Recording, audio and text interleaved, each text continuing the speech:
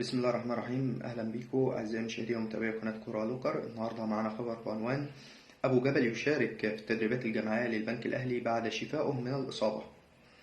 آه، شارك محمد أبو جبل حارس مرمى فريق البنك الأهلي في جزء من التدريبات الجماعية عقب الشفاء من الإصابة التي لحقت به مؤخرا، استعدادا لمواجهة بيراميدز في بطولة الدوري المصري الممتاز. وكان محمد أبو جبل حارس مرمى فريق البنك الأهلي غاب خلال الفترة الماضية بسبب الإصابة في العضلة الضامة والخضوع لبرنامج علاجي وتأهيلي تحت إشراف طبيب الفريق.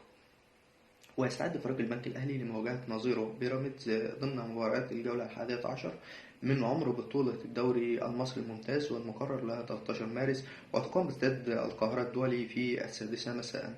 ويحتل فريق البنك الأهلي المركز الأخير بجدول ترتيب مسابقة الدوري المصري الممتاز برصيد 14 نقطة، حيث تمكن من الفوز في مباراتين والتعادل في 8 مباريات والهزيمة في 10 مباريات.